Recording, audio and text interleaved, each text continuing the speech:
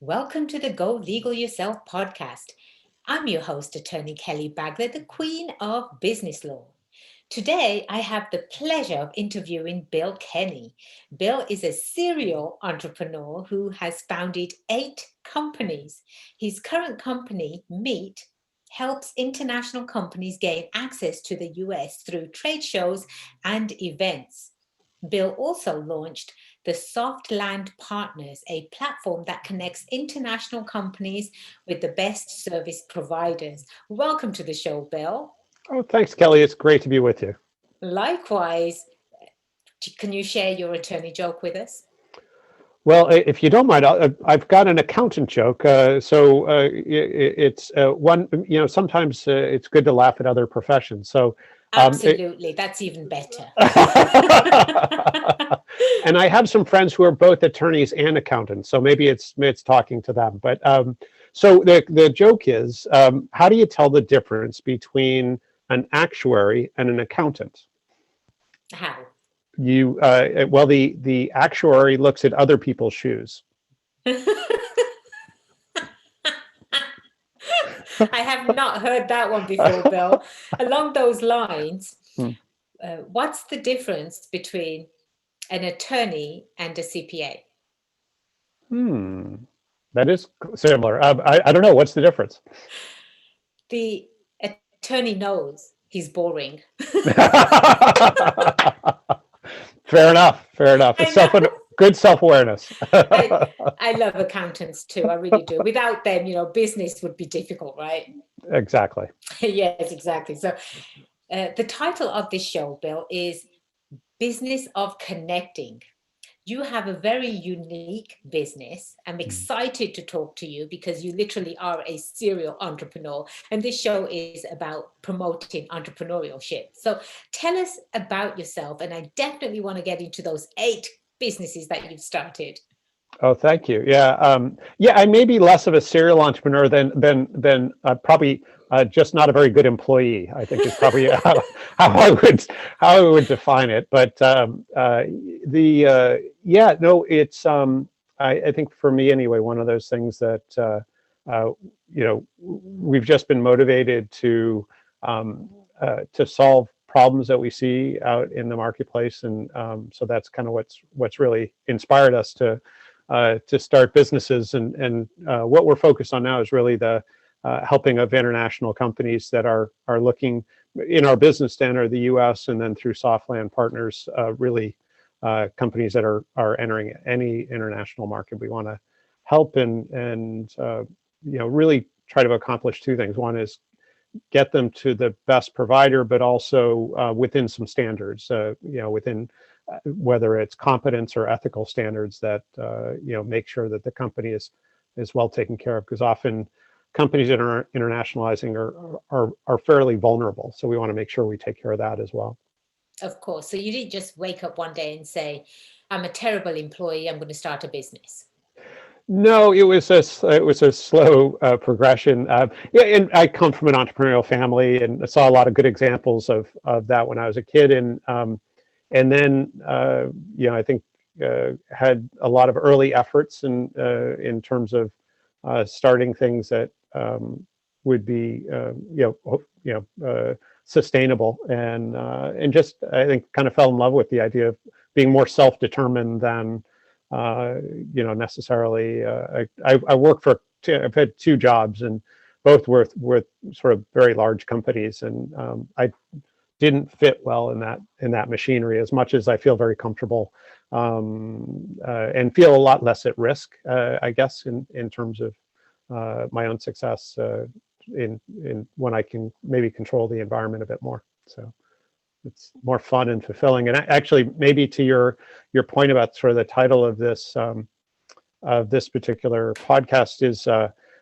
My first business was a networking organization. So it may be, this is not, I don't intend this as a brag, it'll come off as one, but it may be my only superpower is networking. So it's something I have a lot of passion for, and get to speak a little bit about it. So it's fun. And there's something to that too. Mm. So when I went to law school, right, I wasn't taught in law school how to network. Mm. That word didn't even come up.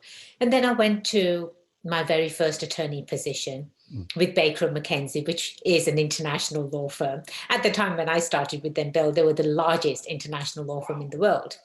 And again, that word never came up. I went to a smaller firm after that, and we were encouraged to go out and bring in business. And so this was my very, very first experience in going out and bringing business, because obviously at the big law firm, you're expected to stay behind your desk and work, work, work. You were never introduced to clients, right? God forbid. That was the partners were the face of the company. So I had to learn what networking was all about. But when did you start your very first company? It was in 1986. So, yeah, 35 years ago. So quite a while ago. Yeah. Wow, wow. You must have been very young when you started. Well, thank you. You're very sweet. Or is it the lack of hair? I had some hair then, so they can tell you if that's the indication, then nobody should become an entrepreneur. That's maybe a bad result. But yeah, it was. I think the thing that you're talking about professional practice firms and networking. Actually, I did consulting for a bunch of law firms and accounting firms for several years, and helping them build a culture of networking. And it's a really interesting dynamic, because you look at in the U.S. We have the whole baby boom generation, and certainly many of those partners are either retired or retiring right now, and they're trying to hand off that rainmaking capability and skill to the next generation, who have only been focused on billable hours. And it's a really difficult tension to develop. And networking it's funny how people view it. I'll give you an example. So I had a lady I was doing for as I was running this networking organization. We were doing some public workshops and whatnot about networking. I had a lady one day call me, and she had just registered, and she said, "I want to just let you know I'm really excited to come to this workshop later, whenever it was, later in the week or whatever." And she said, and it actually was a couple of weeks out, and she said, I just want to let you know I'm looking for a job, and so I know I need to go out and network more, and that's where jobs are coming from. And so a couple of weeks went by, and it was the day before the workshop, and she called me and said, "Hey, I just want to let you know I'm not coming tomorrow. I got a job." And I grew up in Massachusetts, so I'm naturally sarcastic, and so of course, I immediately asked her. I said, "So your new employer has promised you a job for life?" And she didn't get it at all, right? It's like, huh?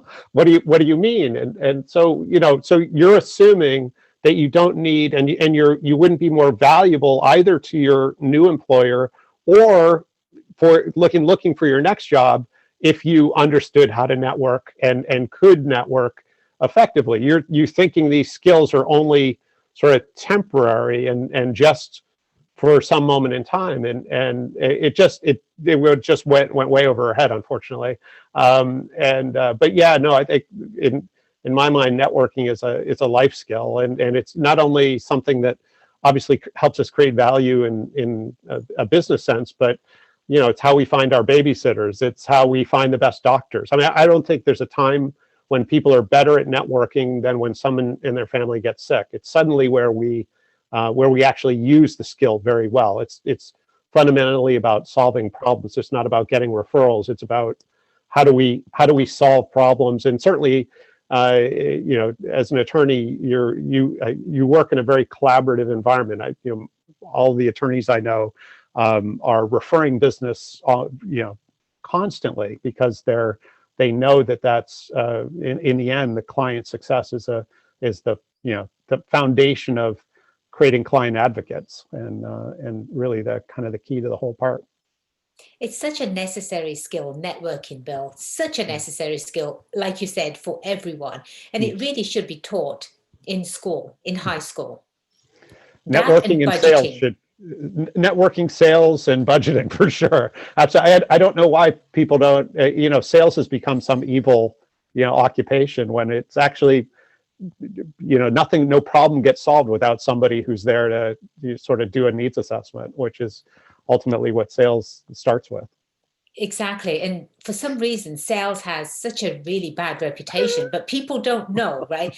They are born salespeople. They're born salespeople. I actually read somewhere, I read a story where the author was trying to persuade the general public that we all have a sales side to us. And he was being shunned and saying, no, we don't. I'm not a salesperson. I'm not sleazy like salespeople. But we actually are all born salespeople, because when we're young and we want something from our parents, right? Either we cry for kids, we cry, or we ask, and we actually have a conversation with them. So eventually you persuade them to say, yes, okay, you can have this. That's a sales tactic, right?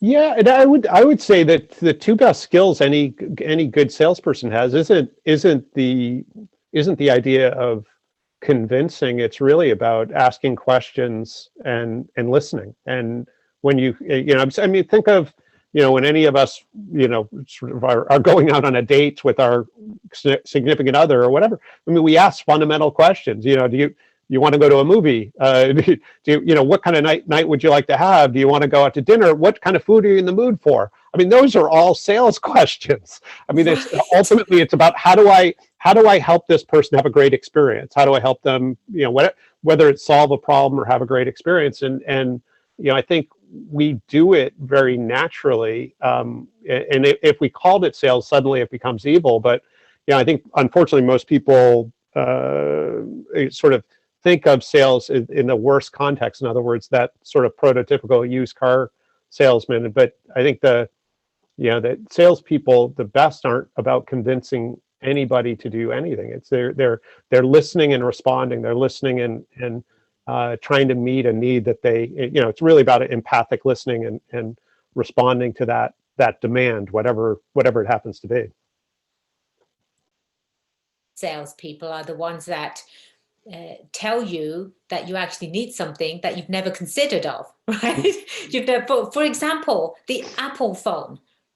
We don't need the latest, greatest, and best thing, right? But yet there are people lining up around the corner for the latest, greatest, next phone. It's like, why? That's sales to the ultimate. Well, yeah, I mean, Steve Jobs was a crack salesman. There's no doubt about it. No, brilliant man. Yeah. Oh, I think if he would find a way to sell ice to Eskimos. There's no, yeah, and he'd have them standing in line for it. There's no doubt. Yeah, exactly right. Exactly. But yeah. Take us back to you first going into what prompted you to actually go into business for yourself? What kind of business was it? And so let me ask those two questions first. Yeah, really, I was again sort of working in the corporate world. I was doing an MBA at night, and as I was doing the MBA, part of the process was building a business plan, and so it was a business that I actually wanted to do. And so when I finished up the MBA, I left the corporate world and started the business, which was this networking organization that we built up. We had it was a business organization that helped business owners network. It was all, I'm based in Connecticut, so it was all in the Hartford, Connecticut area. And so it was just business owners. We had like 100 plus non-competing companies. And then we actually ended up building it into a licensing model. So we actually helped other people start similar networks in other geographies. No, and that was kind of, I think for me anyway, really liberating, because I was managing in kind of previous life, managing several offices, and but all sort of living under this sort of corporate haze of I don't know. I think just sort of very structured, but I think difficult to see where where I could ultimately be as successful as I wanted to be. And your business after that, the the seven other businesses, right? Are they all within the same field? You chuckle. There's a story there. Well, yeah. So, yeah, I mean, most of the businesses we've started have been sort of in the, I would say, consultancy and this B2B sort of space. But we had I guess about a 6-year span where we bought and sold businesses as well. So the first business we bought was an ice cream business, which was the dumbest thing for people. My wife and I are both, it's very wired for B2B, and particularly sort of enterprise type stuff. So we bought this ice cream business, and it was really to turn it around and kind of have some fun. And so, yeah, we had that for, I guess, about 3 years. And then just as we were selling that, we bought a weight loss business, and they weren't very far apart. So think about it. We went from being the crack dealer to the rehab center. And I love it. it was so fun. And we actually had a few situations where we had the same customers come in the door, and it was suddenly, it was like, a month ago you were selling me ice cream, now you're helping me lose weight. And that was a really interesting business, because the thing that we really saw and I think this is kind of informed actually both of those businesses, even though they were way out of our league in terms of sort of retail and consumer services, which we really didn't have much knowledge of, which actually I think really helped us, was both we learned a lot from our employees, particularly in the ice cream business. I mean, our oldest employee was 21, and we had a couple of shops, and we, as we got it going, we were able to leave and go. We one time did a 3-week vacation, and we came back and the business was better, but we had learned some. We had learned some things about empowering employees over the first couple of years that allowed us to do that we had just sort of never been exposed to in sort of working in more of the enterprise space. And the weight loss business, I would say, taught us a ton about human behavior. And there's a big gap between what people want and the actions they take. And it's not obviously not just to do with weight loss. And this company also help people with smoking cessation. People, there's probably not many people we talk to that will say, I want to be, fat and unhealthy. Most people have this vision of, sort of, whether it's, I'm not sure thin's the right target, but healthy. But very few people have the actions that actually, it's almost like saying, obviously you're in California, or speaking specifically of San Diego, and saying, I want to go to Los Angeles, right? But if you're on, I-10 going east, you probably shouldn't expect to get to Los Angeles, right? Right. So it's okay if you're on the PCH or you're on, Route 5, but don't expect to, get to Los Angeles if you're on, I-10. That doesn't go to Los Angeles, right? That's a great analogy. Yes. Yeah, you got to be on a road that gets you there. And there are a few different choices here, but at least, and it doesn't even matter what speed you're going at, but at least be going the right direction, and and incrementally get there. And but we tell ourselves, I think behaviorally, a lot of lies, unfortunately. Yes. Doesn't help. Yeah. And the same thing, it certainly happens in business. We see a lot of people who, want to be successful in business, but they're not doing the things that cause that. And I'm sure you have some client stories there. Yes. Yes, exactly. But that's for another day, right? Yes, no doubt. This is my therapy session. Exactly. Wonderful. Yes, it is. It's your therapy session, Bill. But currently you run a very successful business, and I absolutely love everything about it, because as an international business attorney, it's very, very difficult to market yourself internationally. One, you don't know where to. Two, you have no idea whether your clients even exist in that particular market. And then trying to help clients that are from international countries that want to gain a US presence. Well, how do they find you? How do they know that you're going to take care of them as opposed to a big law firm, right? So what you're doing, Bill, is absolutely phenomenal for businesses in general. How did you come about, or how did you get to meet? Oh, thank you. Yeah, and you're so sweet.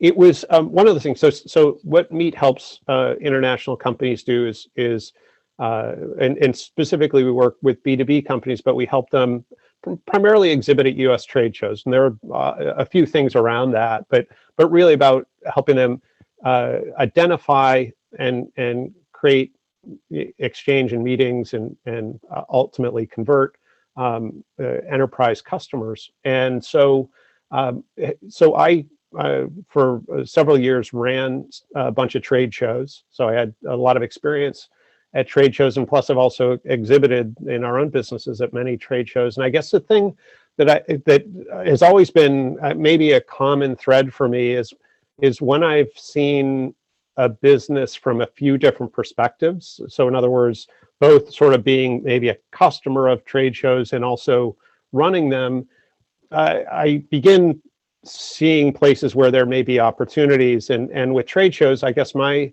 experience has been that the majority of companies, I think probably somewhere upwards of 95% of companies that exhibit at trade shows leave a lot of opportunity on the table. They just really don't understand how to do it.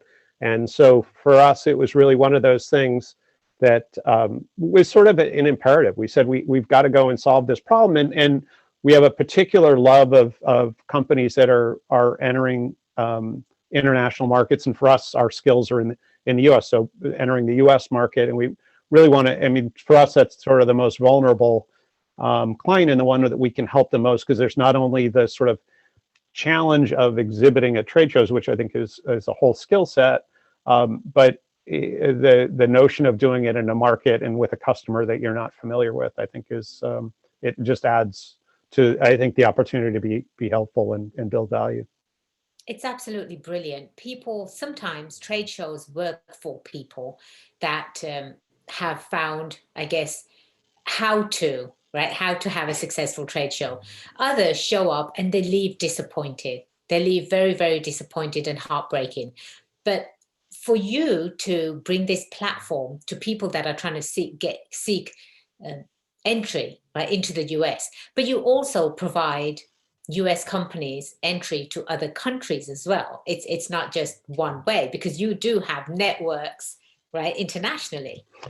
Yeah, so we set up, and one of the things we learned in running Meet, and the Meet businesses, we've been helping international companies for 7 years, and so about a year and a half ago, we started sort of assessing, having a strategic sort of meeting on the Meet business and trying to understand, how we should position the company going forward. And as we were doing some self-assessment, we actually found that 100% of our clients were coming to us as what we would call damaged children.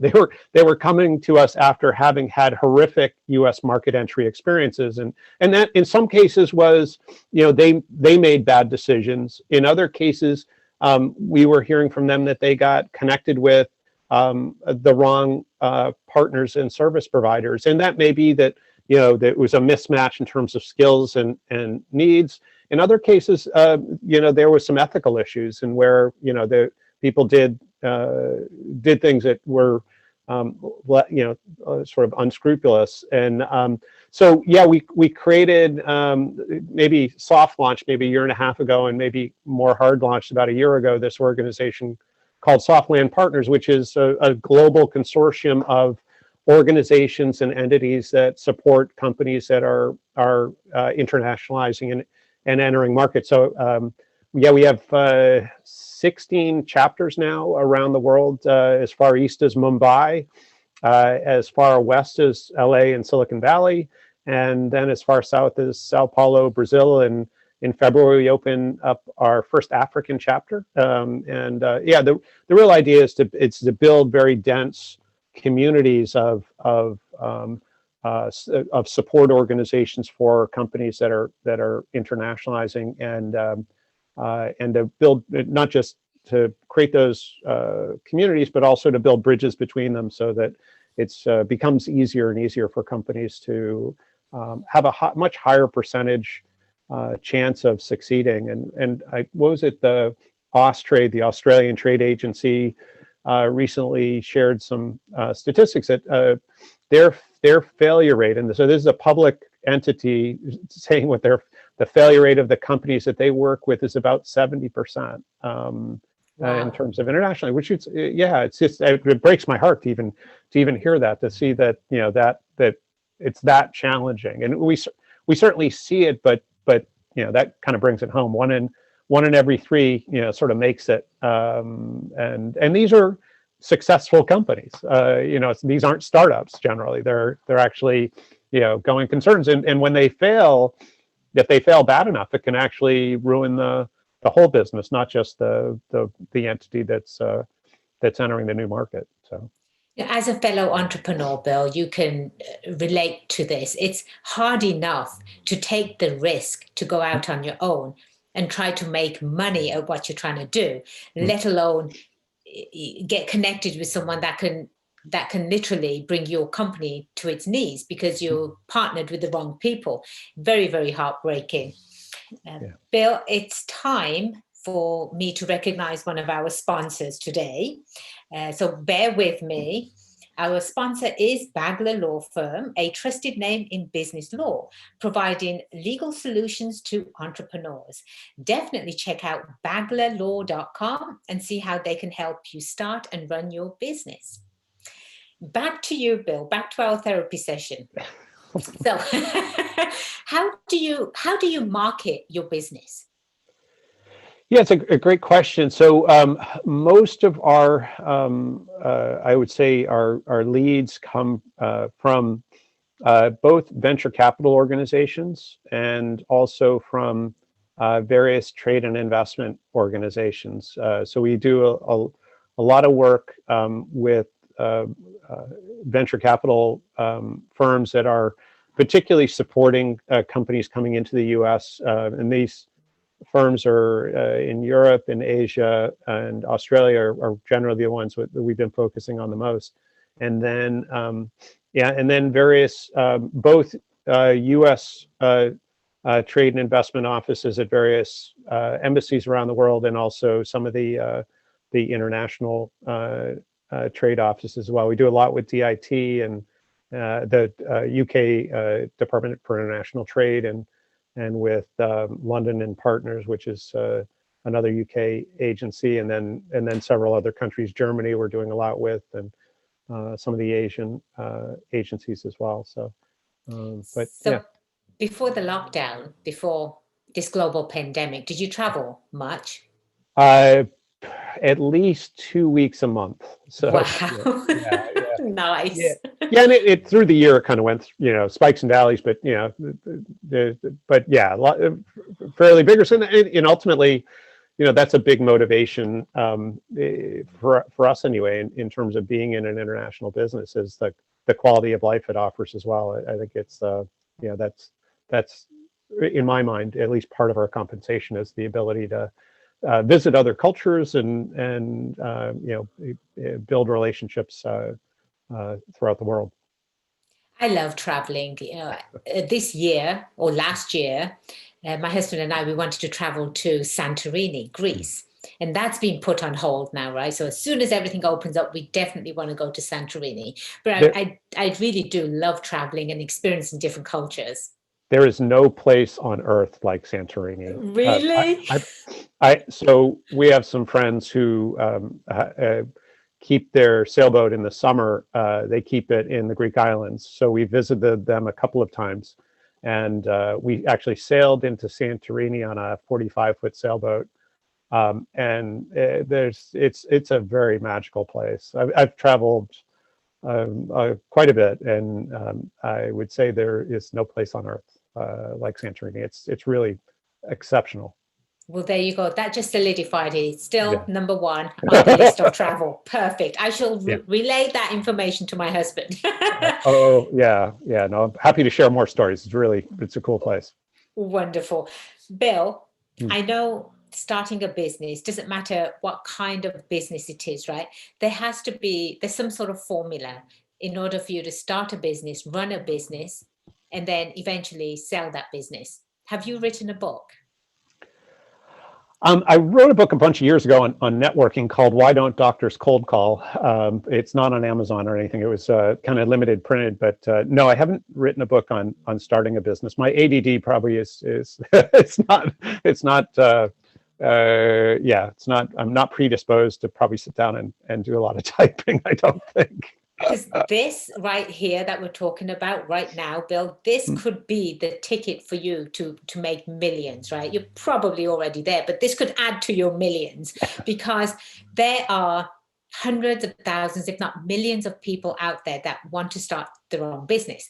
Where do they start from? What do they do? A business is a business. There are certain ingredients that goes into, right? Yeah. Running and selling a business. And you know those Well, ingredients. yeah, there are people much smarter than me about this, but you know that I do have the good fortune in mentoring quite a bit. I actually had a mentor meeting with a Hungarian company a little bit earlier today, and you know the thing that I see is the biggest challenge for businesses today, and then companies that are starting, and I would even say mature companies that are adding, you know, looking to add new products or services, is there's very little focus on building things that there's demand for. And I think that if I were going to give one piece of advice to anyone starting a business or building a business, is love your customer and really understand, you know, where the demand is in terms of what you're doing. And for those that are kind of in the space of building businesses, there's something called the business model canvas, which was developed many years ago. It sort of replaced the business plan for starting businesses.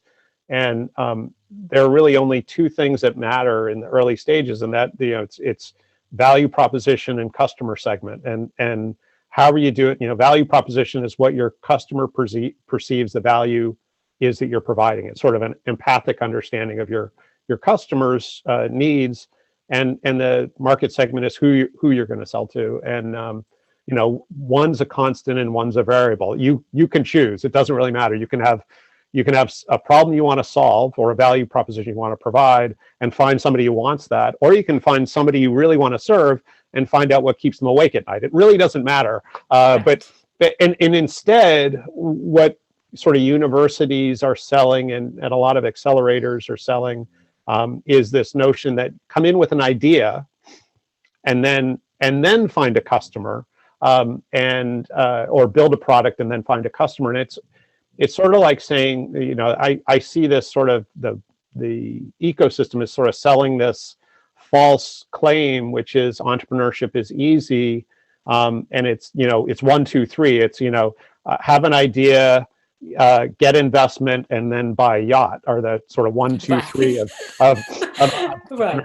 and I've never seen a business fail where demand is understood, where they're awaiting customers. I've seen go to any university in the tech transfer office and see the not millions but billions of dollars of investment that the U.S. government and other governments have put into the development of technologies for which there are no customers. Absolutely. That was some brilliant information you just shared with our listeners. Absolutely brilliant. Again, the show is about promoting entrepreneurship, and it's not easy, Bill. You've done it 8 times and you're still doing it, right? I'm doing still it. practicing. I've done it. Right, exactly. Exactly. I've done it twice and I'm still practicing, right? And that was just so brilliant. Entrepreneurship, it's hard, it's difficult. You have to find the passion, but that's brilliant what you just shared with us. Find a customer or find the need. So to underscore how hard it is, so I heard in this, I won't take credit for this, I heard this very smart investor, this venture capitalist one day, who was addressing an audience at Babson College, one of the best entrepreneurship schools in the world. And he said, yeah, entrepreneurship is difficult. Just try spelling it. Right, exactly.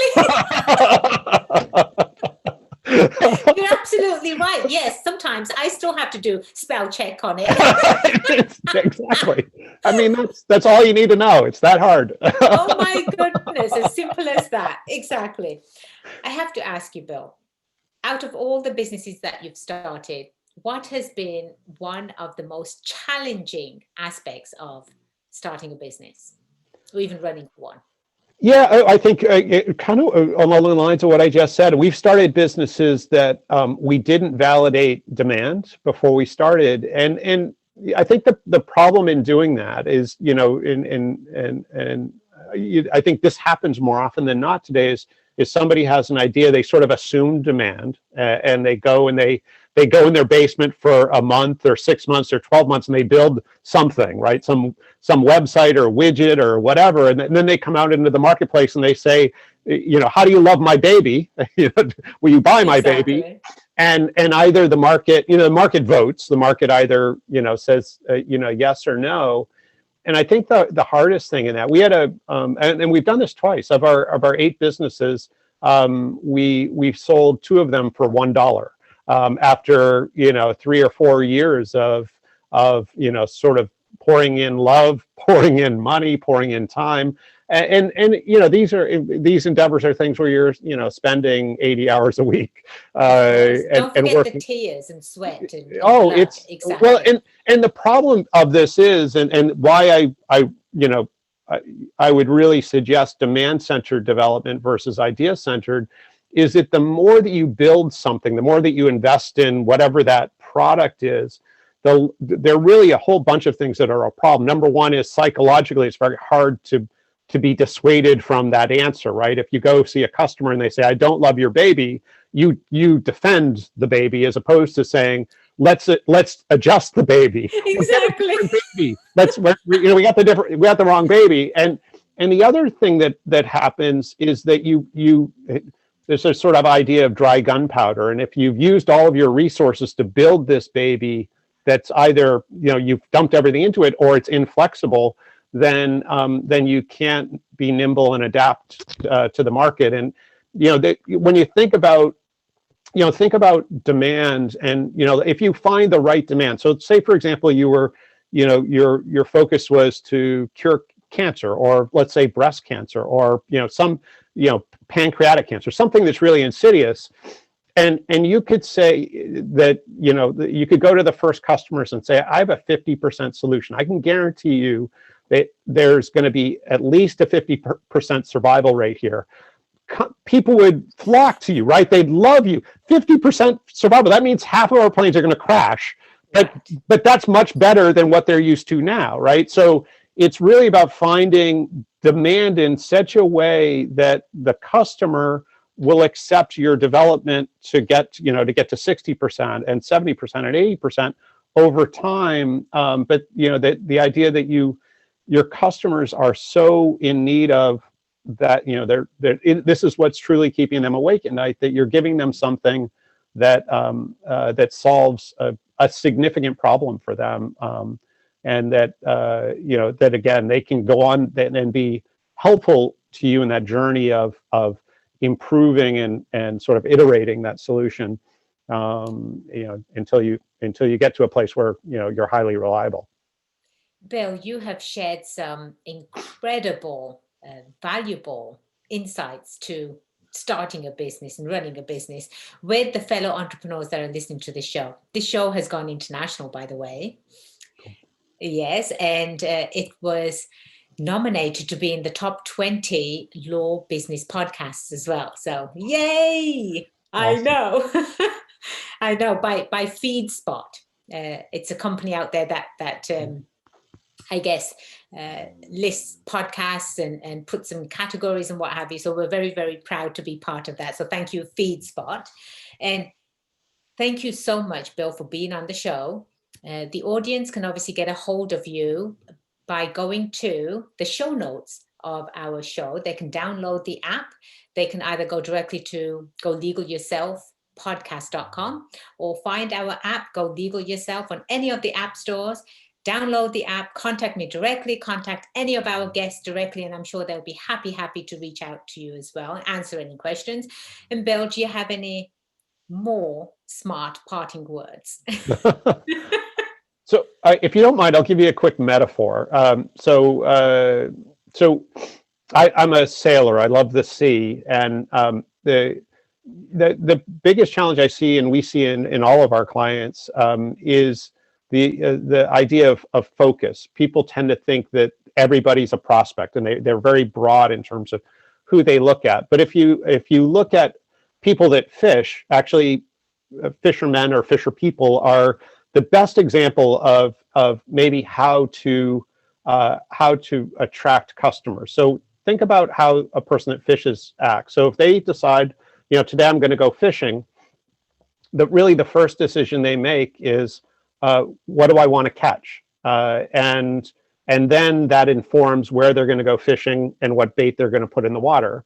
And so I would just, think about, and what do I want to catch sounds very simple until you understand that there are 34,000 species of fish and there are lots of subspecies. So really what somebody that goes fishing decides is actually the 33,999 species they don't want to catch, right? Because and I think that's, if I were going to suggest anything from a sort of a business growth standpoint that's really important, is be very focused on your fish, and